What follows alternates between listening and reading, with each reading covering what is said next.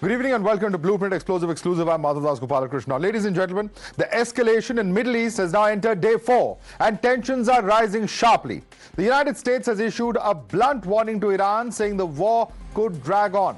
After Tehran declared its readiness for a prolonged conflict, the US president has indicated that military operations against Iran may last 4 to 5 weeks and made it clear that he's prepared to go even beyond that time frame if required. But what's also grabbing headlines is President Trump's apparent shift on the question of boots on ground.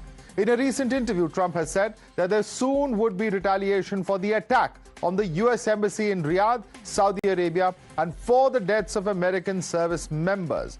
The remark, in fact, marks a departure from his earlier stance, where he suggested ground deployment may not be necessary. After Saturday's strikes on Iran, Trump said, and I quote, "Every president says there will be no boots on ground. In fact, he says that I don't say it, I say probably don't need them if they were necessary." Now, that shift in tone is now fueling speculation about whether Washington is preparing for a deeper military engagement in the region. We have the strongest and most powerful by far military in the world, and we will easily prevail. We're already substantially ahead of our time projections, but whatever the time is, it's okay. Whatever it takes, we will always, and we have right from the beginning, we projected 4 to 5 weeks, but we have capability to go far longer than that. We'll do it, whatever. Since the Iran strikes began, Vice President J.D. Vance has made it very clear that President Trump would avoid a long, sustained conflict with Iran, a claim which suggests contrasting war strategies. Meanwhile, Israel, which is carrying out this joint operation against Iran with US, has already deployed its troops in southern Lebanon to target Hezbollah. Remember, this comes after Lebanon had banned Hezbollah's military activities on its own soil. So while Israeli forces further advance into Lebanon, US military is yet to join operations on ground, in Iran, of course. But it's not that easy for the United States, a country which claims that it is well prepared to drag on the war. Let's tell you in detail what's at stake for the US. And this is what we're talking about. 10 plus US bases in the region have been attacked. Iran not shy of using its increasing arsenal. There's also the Straits of Hormuz, because the straight passage of oil and gas reserves at stake over here. International oil prices also likely to be hit if this is blocked for an extended period. 20% of global oil is supplied through this route and 1/3 of LNG supplied through here.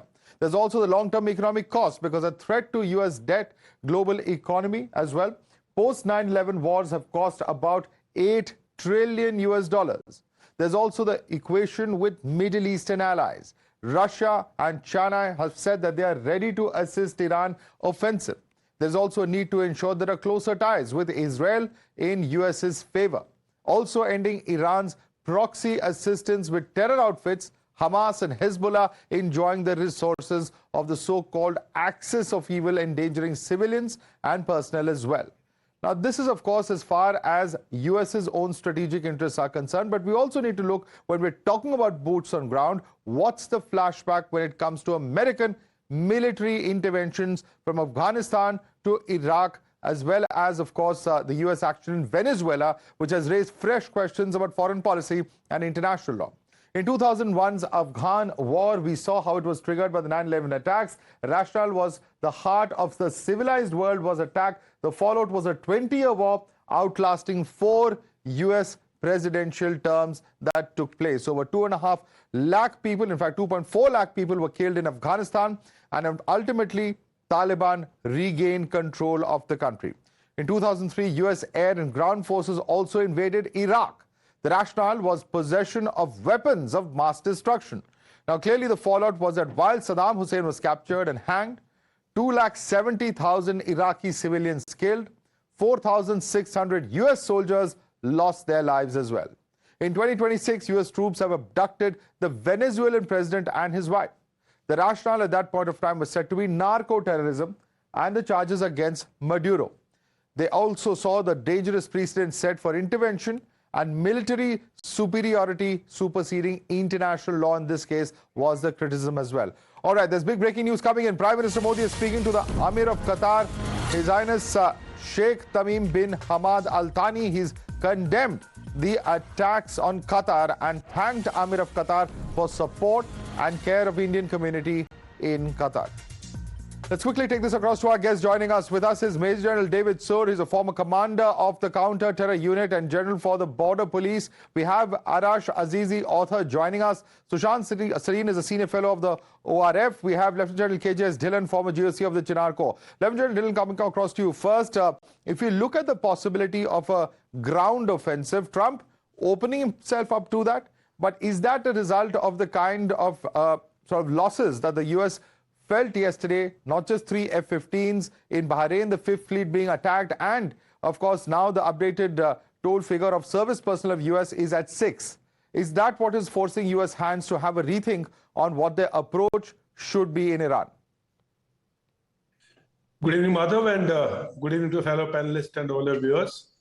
See, I've been saying from day one, whenever you enter a war or whenever you enter a conflict, the end state and the exit strategy, in a case like this where the war is overseas, has to be very well thought about.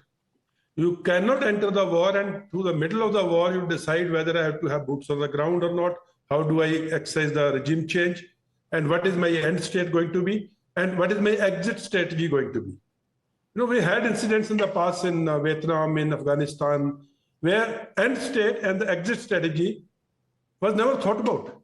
So here we have a country which was ruled by a particular regime for 47 years. That's half a century. For half a century, that regime was in control. They have their hierarchy, they have their network, they have their infrastructure, they have the setup, and they have the drills. To uproot a regime like that without the boots on ground, I don't think that's possible. And you made a mention about ground offensive. For ground offensive, you need a ground. And for the ground, it can only come from the West. Or they need Pakistan, the air bases and the ground spot for the ground forces to concentrate, assemble, and launch, the logistics to build up. And all that through the Persian Gulf is not possible. It has to be either from the Pakistani ground or from the West. And Iran is not a small country. Iran is a very big country with massive mountain area in the north. So I don't see a ground offensive succeeding. Even if the ground offensive goes in, who will hold the ground after that? You need troops on ground. Right. There is a cultural difference. And then this is a country where any other Muslim country troops also. The Shia-Sunni thing is going to be always playing out. Right. So it's not that easy. It's a very complex thing. And without boots on ground, no regime change can be effectively completed.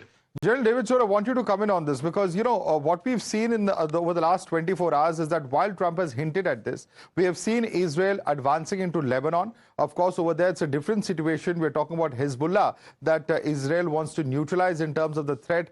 What is the realistic possibility of this boots on ground actually happening? And is this now an afterthought, as a previous speaker was saying? Well, if you are aiming boots on the ground on Lebanon, this is something which Israel is doing. I mean, we are on the south of Lebanon, which is on the frontier with the north part of Israel. This is necessary in order to enlarge the scale of capabilities to launch rockets, direct rockets, and other threats which invading to the north villages. So definitely in Lebanon, we can see that. This is not something we haven't done before, and boots on the ground in Lebanon is legitimate. About Iran, I quite agree with my colleague. This is not something which we will see. Obviously, we still have the opportunities with the special units, the Americans and the Israelis. The cooperation is very tight, and if it's necessary, it's only for very tactical purposes, and I don't want to speak about it a lot. But usually what we will see mainly is what we see now, very accurate and precise targets. that has been planned for a while in order to eliminate the capabilities of launching missiles, ballistic missiles, to Israel and also to the Arab nations, as we see unrationally what this regime is doing, hitting Qatar, Oman, Emirates, and this is something which I must say doesn't make any sense. I can understand that maybe in their logic they want to put a pressure on America to say that those allies can come and say, look, we have been hit, the oil and gas routes are being blocked, and as you mentioned before, Hormuz corridor is very important for the economy of the world. So all those kind of things is almost like a suicide attacks which they doing, and definitely we have to continue with that till we take out those capabilities of this. Let me bring in Sushant regime. Sareen. Sushant Sareen, United States' own experience of having boots on ground from Iraq to Afghanistan is a totally different situation. And one can understand if there is, a limited kind of intervention using special forces like we saw in Venezuela. But as, General was mentioning a short while earlier, Iran and Venezuela are not comparable at all. And B, for Trump himself, he's going into a midterm election. Would that be something that would be practical? Because we do know that this will lead to a huge casualty figure if you do engage, infantry and put your men on ground. Yeah, Madhav, first and foremost, how do you put men on ground in a country as big as Iran? But, look at the size of the damn country, right? General Dhillon is talking about they can go in from the Pakistani side. But, I'm sure General Dhillon has also studied the terrain in Balochistan and whether that terrain is even hospitable to enter into Iran. And then where the hell do you enter into Iran? You enter into Sistan, Balochistan, which is equally inhospitable. And then you have to march all the way into the heartland. Come on, give me a break. You think anybody has that wherewithal to do it at this point in time? I don't think that's even practical. Also, again, I agree with General Dhillon. From the west, it's not going to be possible. From the north, it's not possible. So forget about a ground invasion unless you are again saying that you are going to come in from the sea route. I don't know how practical that is going to be. So forget about that. And then, look, the problem with the Americans has been that they have never lost a battle and they haven't won a war in the last, 30, 40 years now, right? Whether it was in Vietnam, whether it was anywhere else, the American fighting forces are top class, fabulous. But they can make mincemeat out of any opposition. But then that is not the purpose of war. The purpose of war is for a political objective. And if the political objective is, say, a regime change, then this war is probably going to be lost before you start it. Now, I agree with the other general that you can put in, you can insert some special forces troops, and they've done some fabulous work inside Iran. In terms of intelligence gathering, in terms of sabotage, in terms of all kinds of other assassinations, all of that. But is that going to be enough to bring about regime change? Will that insertion be enough to rile up the population to rise up against the regime? Especially if there is no organization on ground to ensure something like that will happen. So I think, there are just too many unknowns in this particular equation. And I don't know how that's going to work. And if you are not putting in your own troops or Israeli troops, and I don't see how Israel can afford to put in large number of troops in Iran, apart from the political optics of it, it's sheer practicality of it. It makes sense. So if you say that the Arab armies will move into, and take and bring about the change, the connotations of an Arab army entering Iran, a Sunni force going into a Shiite Iran. You are playing, forget you are already playing with fire, but you're actually going to be playing with a kind of a nuclear bomb, metaphorically. It just explodes. It will destabilize the entire region. And I'm not even sure the Arab armies are equipped to go into Iran and occupy that territory. Please remember, there will be a fight back.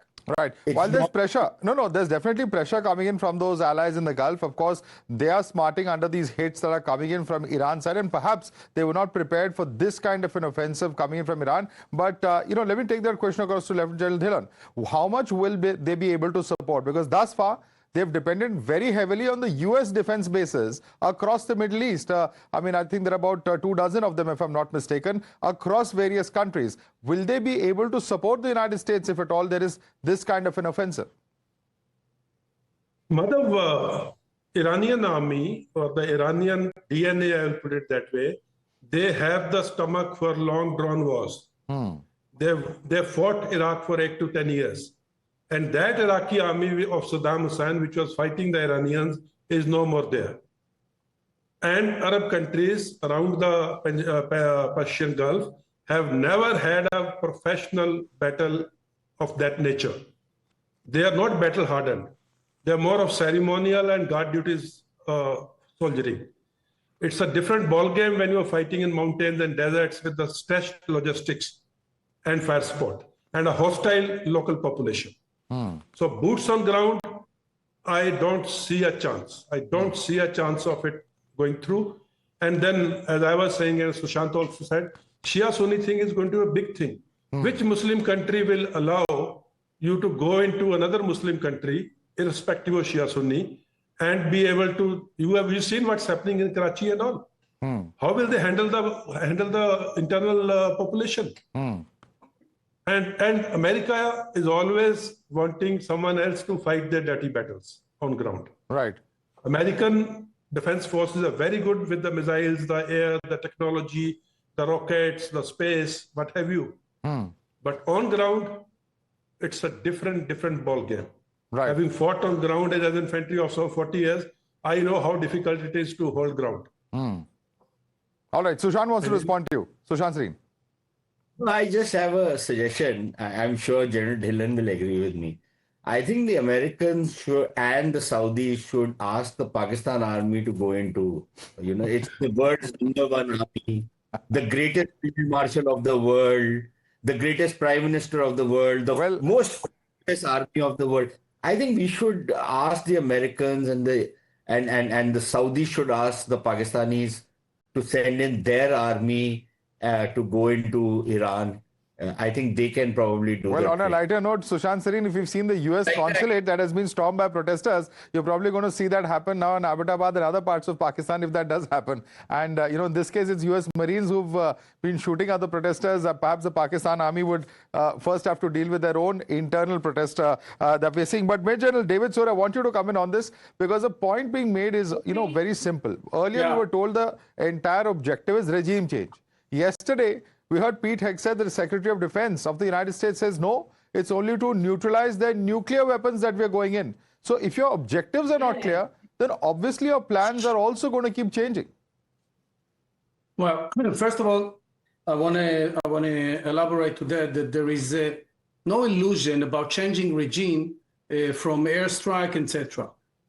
This is not one of the aims of this war, and neither Israel or the state, neither they said this is the target, the aim of this war.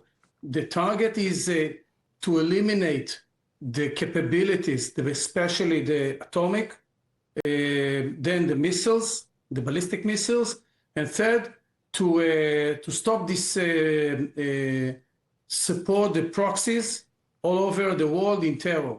So I think the decision whether this regime is going to be taken off is the decision of the Iranian people.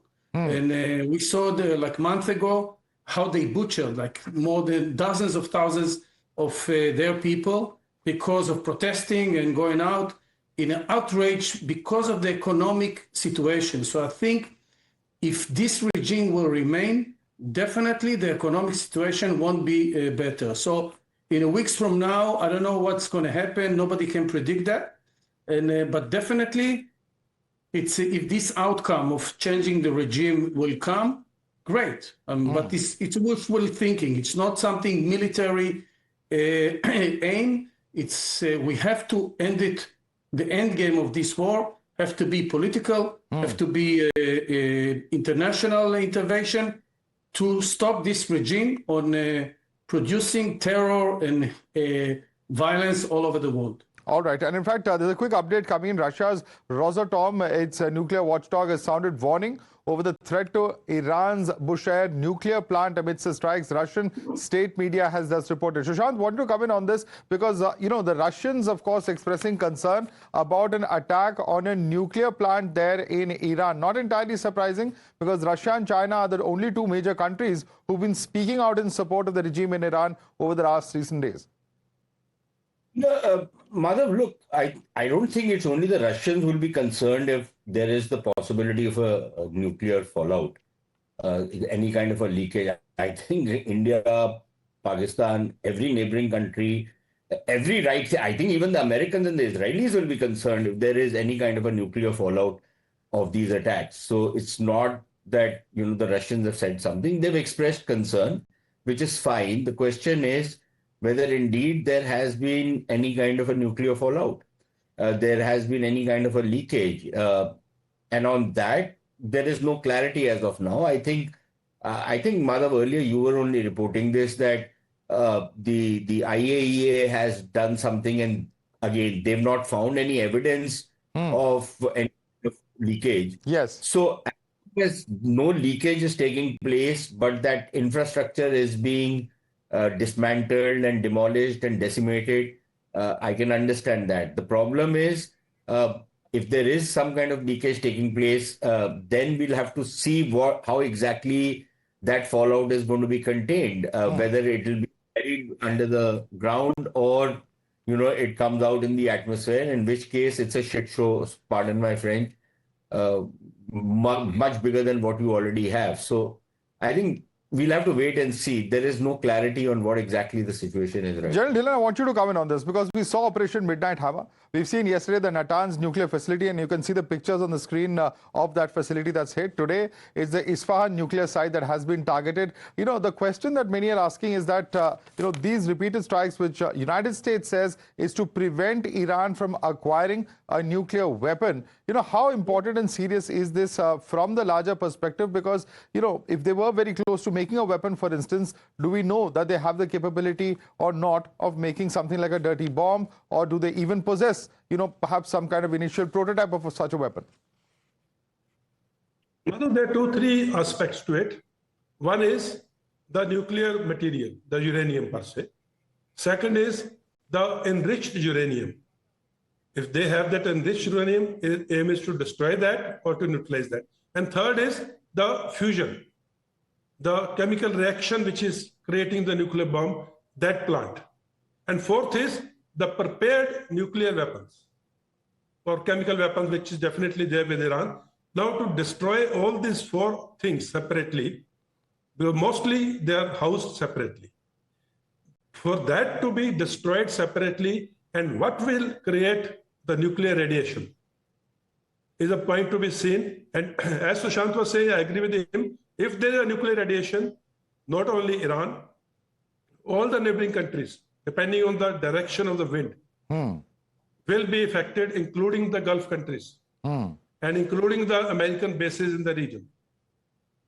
Right. So one has to be very careful. And then, as was being said in May last year, the nuclear facilities or nuclear thing has been obliterated. Okay. Then why are we hitting again? Exactly. That's exactly the question that I was referring to. But thanks so much for joining us, Major General David Sur, Sushant Sareen, as well as General Dhillon. We're going to slip into a quick break. The deepest of analysis, the quickest of updates right here on the Middle East War. Don't miss any of the coverage coming up on the other side of this very short break right here on Times Now.